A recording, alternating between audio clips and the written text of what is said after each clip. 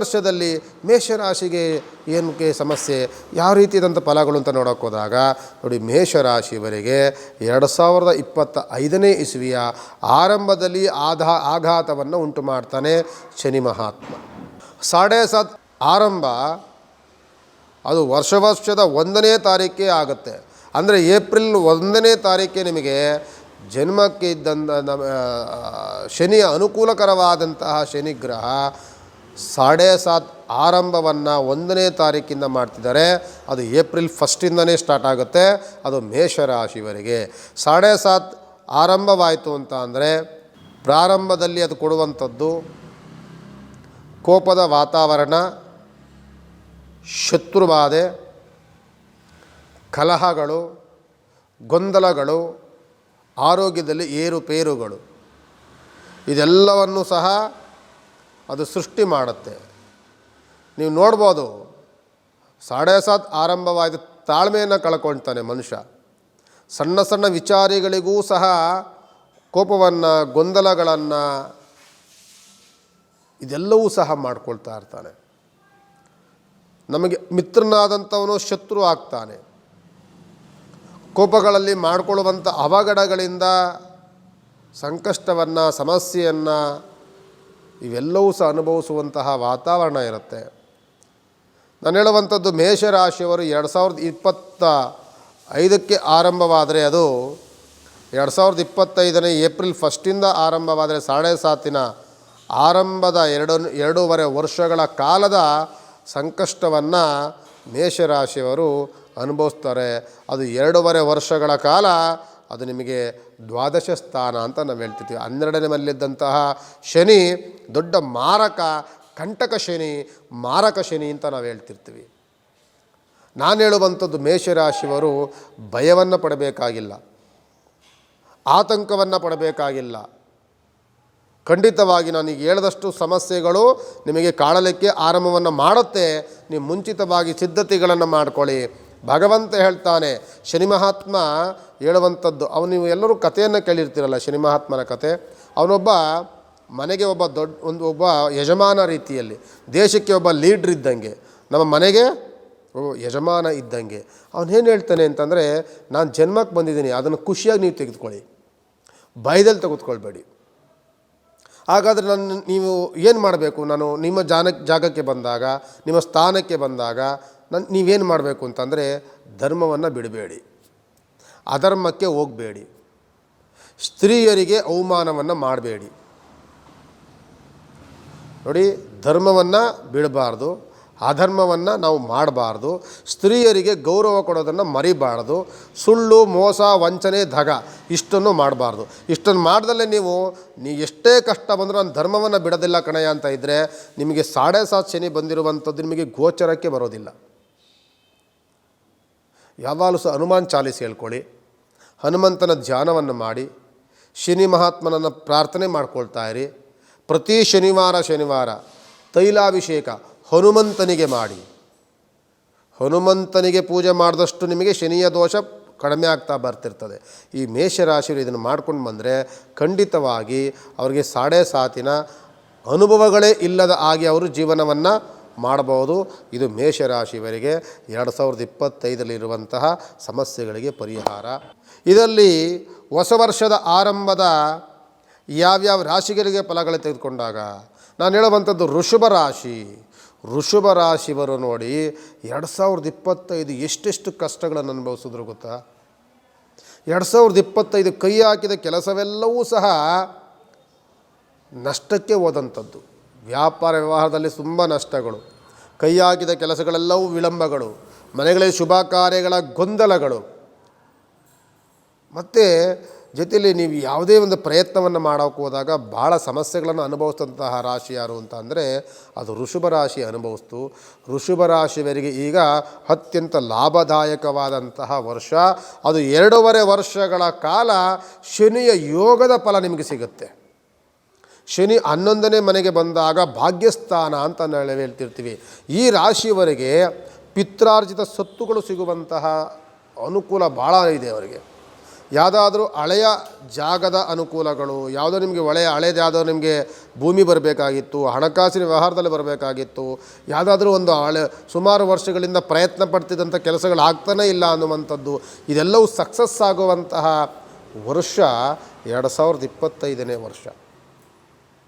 ನಾನು ಹೇಳುವಂಥದ್ದು ವೃಷಭ ರಾಶಿಯವರಿಗೆ ಒಂದು ಕಿವಿ ಮಾತನ್ನು ಹೇಳಬೇಕು ಅಂತಂದರೆ, ಭಗವಂತ ಕೊಟ್ಟರೆ ಕೊಡ್ತಲೇ ಇರ್ತಾನಂತೆ. ಅದು ಯೋಗವನ್ನಾಗಬಹುದು ಅಥವಾ ಕಷ್ಟಗಳನ್ನಾಗಬಹುದು. ಈಗ ನಿಮಗೆ ಒಳ್ಳೆ ಯೋಗದ ವರ್ಷ, ನಿಮಗೆ ತೆಗೆದು ಭಗವಂತ ನಿಮಗೆ ಸಾಕು ಅನ್ನೋಷ್ಟು ಕೊಡ್ತಾ ಇರ್ತಾನೆ. ನೀವೇನು ಮಾಡಬೇಕು ಅಂತ ಅಂದರೆ ಅಹಂಕಾರಾದಿಗಳಾಗಬಾರ್ದು. ವೃಷಭ ರಾಶಿಯವರಿಗೆ ಒಂದು ಗಾದೆ ಇದೆ, ಮನುಷ್ಯನಿಗೆ ಶ್ರಮವನ್ನೇ ಪಡೆದಲ್ಲೇ ಬಂದುಬಿಟ್ರೆ ಹಣಕಾಸಿನ ಯೋಗ ಮನುಷ್ಯನಿಗೆ ತಲೆ ತಿರುಗಕ್ಕೆ ಆರಂಭವಾಗುತ್ತೆ, ಅದು ಬೆಳೆಯುತ್ತೆ. ವೃಷಭ ರಾಶಿಯವರಿಗೆ ಜಾಗ್ರತೆಯನ್ನು ವಹಿಸಿ. ವೃಷಭ ರಾಶಿಯವರಿಗೆ ಶುಭ ಕಾರ್ಯಗಳಲ್ಲಿ ಅನುಕೂಲ, ವ್ಯವಹಾರದಲ್ಲಿ ಪ್ರಗತಿ.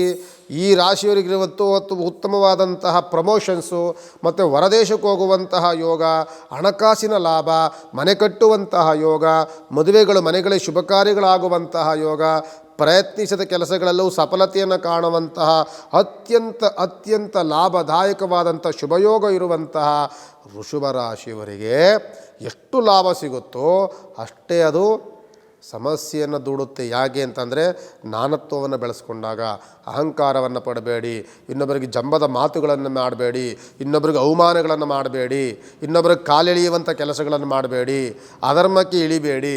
ಇಷ್ಟನ್ನು ನೀವು ಮಾಡ್ದಲೇ ಇದ್ದರೆ ನಿಮ್ಮ ಎಲ್ಲ ಬಂದಂತಹ ಯೋಗ ನಿಮ್ಮ ಹತ್ರನೇ ಇರುತ್ತೆ. ಇದ್ರ ಬಗ್ಗೆ ಏನಾರು ವಿರುದ್ಧವಾಗಿ ನಡ್ಕೊಂಡ್ರೆ ಆ ಯೋಗ ಇವತ್ತು ಯೋಗ ಇರುತ್ತೆ, ನಾಳೆ ಅದೇ ಯೋಗ ನಿಮಗೆ ಕಂಟಕವನ್ನು ಉಂಟು ಮಾಡಿ ಹೋಗ್ಬಿಡುತ್ತೆ. ಅದರಿಂದ ವೃಷಭ ರಾಶಿಯವರು ಎಲ್ಲ ಚೆನ್ನಾಗಿದ್ದಾಗ, ಉತ್ತಮವಾಗಿದ್ದಾಗ, ನಮಗೆ 100 ರೂಪಾಯಿ ಇದ್ದಂಥ ಸಂಪಾದನೆ ಮಾಡ್ತಿದ್ದವರು ಈಗ ₹1,00,000 ಸಂಪಾದನೆ ಮಾಡ್ತೀವಿ ಅಂತ ಯೋಗ ಬಂದುಬಿಟ್ರೆ ನಾವೇನು ಮಾಡಬೇಕು? ಆ 100 ರೂಪಾಯಿನ ಯಾರಿಗಾರು ಒಬ್ರಿಗೆ ದಾನ ಕೊಡೋಣ, ಧರ್ಮಕ್ಕೆ ಉಪಯೋಗಿಸೋಣ.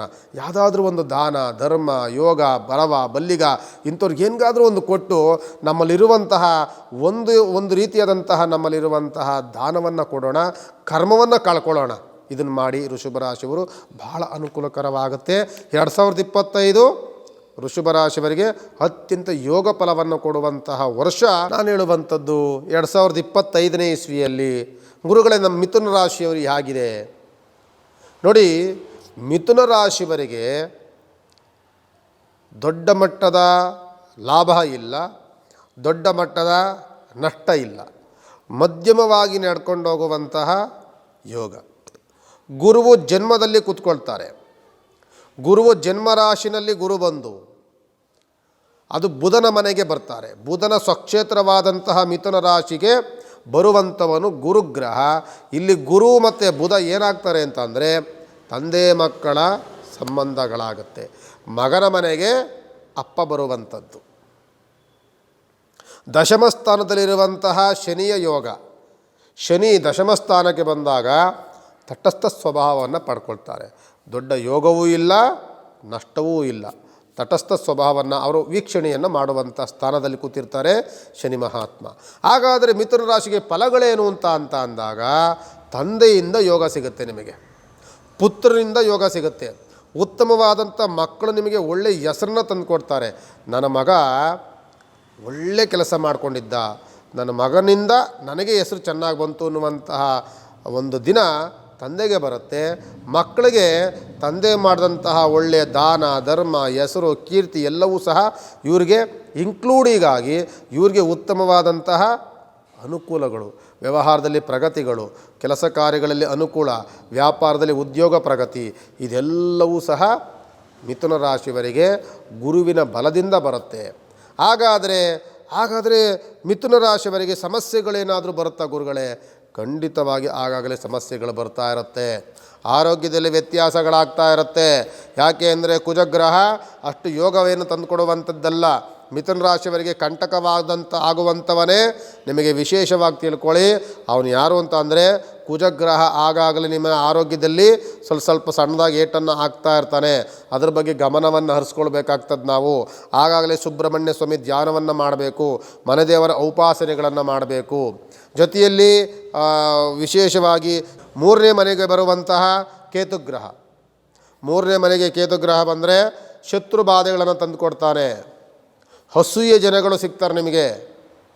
ನಿಮ್ಮ ಶ್ರಮದ ಜೀವನ, ಕಷ್ಟಪಟ್ಟು ಪಡುವಂತಹ ಜೀವನಕ್ಕೆ ಇಲ್ಲ ಸಲ್ಲದ ಅಪವಾದಗಳನ್ನು, ಅಪನಿಂದನೆಗಳನ್ನು, ಅವಮಾನಗಳನ್ನು ಮಾಡುವಂತಹ ಹಿತಶತ್ರುಗಳಿರ್ತಾರೆ. ಜಾಗ್ರತೆಯನ್ನು ವಹಿಸಬೇಕಾಗ್ತದೆ ಮಿಥುನ ರಾಶಿಯವರು. ನೀವು ಮಾಡುವಂತಹ ಬಿಸ್ನೆಸ್ಸು ಮಧ್ಯಮವಾಗಿರುತ್ತೆ. ನೀವು ಮಾಡುವಂತಹ ನೀವು ಬೆಳೆಯುವಂಥ ಬೆಳೆಯಲ್ಲಿ ಸಣ್ಣ ಪುಟ್ಟ ರೋಗ ರುಜಿನಗಳು ಅದರಲ್ಲಿ ಸೃಷ್ಟಿಯಾಗುತ್ತೆ. ಒಂದು ಮಧ್ಯಮವಾದಂಥ ಫಸಲುಗಳನ್ನು ಬೆಳೆಯುವಂತಹ ಯೋಗದಿಂದ ಕೂಡಿರುವಂಥವರು ಮಿಥುನ ರಾಶಿ. ಹಾಗಾದರೆ ಗುರುಗಳೇ, ಎಲ್ಲವೂ ತಂದೆಯಿಂದ ಅನುಕೂಲ ಹೇಳಿದ್ರಿ, ವ್ಯವಹಾರದಲ್ಲಿ ಅನುಕೂಲ ಅಂತ ಹೇಳಿದ್ರಿ, ಎಲ್ಲವೂ ಆದಮೇಲೆ ಇದು ಸಣ್ಣದ ಅನಾನುಕೂಲಗಳು ಹೇಳ್ತಿದ್ದೀರಲ್ಲ ಅಂತಂದರೆ, ಅನಾನುಕೂಲಗಳು ಬರುತ್ತೆ. ಮಧ್ಯಮ ಸ್ಥಾನದಲ್ಲಿರುವಂಥದ್ದು ದೊಡ್ಡ ಲಾಭವಲ್ಲ ನಷ್ಟವಲ್ಲ ಮಿಥುನ ರಾಶಿಯವರಿಗೆ. ಹಾಗಾದರೆ ನಷ್ಟದಲ್ಲಿರುವಂಥ ಕುಜಗ್ರಹನ ಶಾಂತಿ ಮಾಡಿಕೊಳ್ಬೇಕು ಅಂದರೆ ಸುಬ್ರಹ್ಮಣ್ಯ ಸ್ವಾಮಿ ದೇವಸ್ಥಾನಕ್ಕೆ ಹೋಗಿ, ನಿಮ್ಮ ಮನೆ ದೇವರು ಯಾವುದೋ ನರಸಿಂಹಸ್ವಾಮಿ ಇದೆ, ನರಸಿಂಹಸ್ವಾಮಿಗೆ ಹೋಗಿ ವರಹ ಸ್ವಾಮಿ ಧ್ಯಾನವನ್ನು ಮಾಡಿ ಗುರು ರಾಯರ ಪ್ರಾರ್ಥನೆಗಳನ್ನು ಮಾಡಬೇಕು.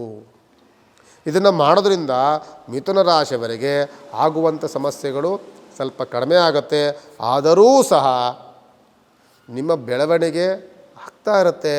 ಪಕ್ಕದಲ್ಲಿ ಒಬ್ಬ ಹಿತಶತ್ರುಗಳಿರ್ತಾನೆ, ನಿಮ್ಮ ಜೊತೆಯಲ್ಲಿ ಕೈ ಹಾಕೊಂಡು ಮಾತನಾಡ್ತಿರ್ತಾನೆ, ನಿಮ್ಮ ಹೆಗಲ ಮೇಲೆ ಕೈ ಹಾಕೊಂಡು ಮಾತನಾಡ್ತಿರ್ತಾನೆ. ಅವನೇ ನಿಮಗೆ ಸಣ್ಣದಾದಂಥ ಅವಮಾನಗಳನ್ನು, ಚಾಡಿ ಮಾತುಗಳನ್ನು ಹೇಳ್ತಿರ್ತಾನೆ. ಅವನ ಬಗ್ಗೆ ಮಾತ್ರ ಎಚ್ಚರಿಕೆಯನ್ನು ವಹಿಸಿ, ಮಿಕ್ಕಿದ್ಯಾವ ಸಮಸ್ಯೆಗಳು ಬರೋದಿಲ್ಲ.